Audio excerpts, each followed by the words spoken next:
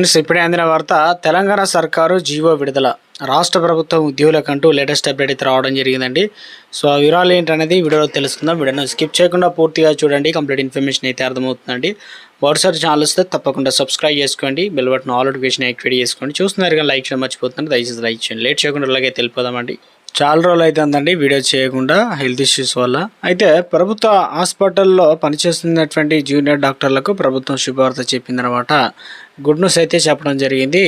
Internship stipend fee డాక్టర్లు, సీనియర్లు, resident 15% అనేది పెంచుతున్నారండి. శాలరీ అనేది ఇక్కడ హైక్ అయినట్టు మనకు లేటెస్ట్ అప్డేట్ అయితే రావడం జరిగింది. జియో అనేది 90 కూడా రిలీజ్ చేయడం జరిగింది. 28/6/2025లో విడుదల చేసింది. ఈ పేపుతో ఇంటర్నల్కి సంబంధించి నెలకు 29,792 రూపాయల నుంచి పీజీ డాక్టర్లు ఫస్ట్ ఇయర్లో అయితే 67,032 రూపాయలు, సెకండ్ ఇయర్లో అయితే ఇక్కడ 70,752, ఇక ఫైనల్ ఇయర్ అయితే 74,782 చొప్పున స్టైఫండ్ అందుబాటులో ఉంటుంది. ఇక సూపర్ స్పెషలిస్ట్ స్టూడెంట్లు ఫస్ట్ ఇయర్లో అయితే 1,00,000కు సంబంధించి 6,000 ఇక్కడ 461, సెకండ్ ఇయర్లో వచ్చేసి 1,11,785, థర్డ్ ఇయర్లో అయితే ఈ రకంగా 1,117 అంటే 17,000 103 స్టైఫండ్ అయితే అందుతుందన్నమాట. ఇవన్నీ కూడా డాక్టర్లకు ఇచ్చేటువంటి గౌరవ వేతనాన్ని అయితే పెంచుతున్నట్లు జీవోలో ఇందుకు సంబంధించి ప్రతి నెల 10వ తేదీన చెల్లించాలని అధికారులకు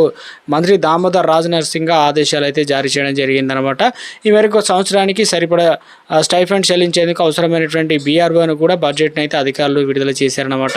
సో పెండింగ్ డిఏలకు సంబంధించి లేటెస్ట్ అప్డేట్ అయితే వచ్చిందనమాట. ఇక్కడ చూసుకోవచ్చు అండి, మనకు పెండింగ్ డిఏలకు సంబంధించి తక్షణమే మంజూరు చేస్తాం, ఎప్పటికప్పుడు బిల్లులు కూడా చెల్లిస్తామంటే హామీ ఇచ్చినటువంటి గతనెక్కిన కాంగ్రెస్ సర్కారు ఉద్యోగులకు అందించి కరువు భత్యం డిఏ అనేది విడుదల పూర్తిగా విస్మరించిందనే విధంగా ఆర్టికల్ వచ్చిందనమాట. 2 డిఏలు ఇవ్వగా ఇక జూలై 1న మరొక డిఏ అనేది సర్కారు బాకీ పడుతుంది. దీంతో పెండింగ్ డిఏల సంఖ్య మళ్ళీ 5కు చేరాయన్నమాట. రాష్ట్రంలో 3.6 లక్షల ప్రభుత్వ ఉద్యోగులు, వీరే కాకుండా మరో 2.88 లక్షల పెన్షన్లు అయితే ఉన్నారన్నమాట.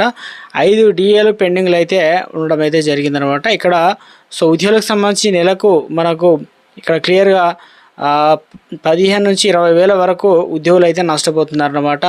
సో డిఏలకు సంబంధించి చూసుకున్నట్లయితే ప్రభుత్వం ఒక డిఏ రిలీజ్ చేస్తే సో ఇవన్నీ కలిపి మరోసారి 5 డిఏలకు అయితే కాబోతున్నాయి అనమాట. జూలైలో 2023 సంబంధించి 3.64, మొత్తం డిఏ వచ్చేసి 33.67, జనవరిలో 24 సంబంధించి 3.64, అదేవిధంగా 37.31, అదేవిధంగా జూలై 2024 సంబంధించి 2.73, అదేవిధంగా మొత్తం వచ్చేసి 40.04. ఇక జనవరిలో 2025 2.73% డిఏ వచ్చేసి మనకి ఇక్కడ 42.77%. జూలైలో వచ్చేసి 2025 2.73% నుంచి 45.05% అనమాట డిఏలకు సంబంధించి. ఒక డిఏ ఇచ్చినప్పటికీ కూడా సో మిగతా 6 నెలల టైం అని చెప్పడం జరిగింది. అవన్నీ కలుపుకుంటే మరొక 5 డిఏలు అయితే అవుతాయి అని చెప్పేసి ఒక ఆర్టికల్ అయితే రావడం జరిగిందండి. సో ఉద్యోగులకు మాత్రం శాలరీకి సంబంధించి పెంచడం అయినట్టు ఒక అప్డేట్ అయితే రావడం జరిగిందండి. ఇది ప్రస్తుతం ఉన్నటువంటి లేటెస్ట్ అప్డేట్స్ అండి.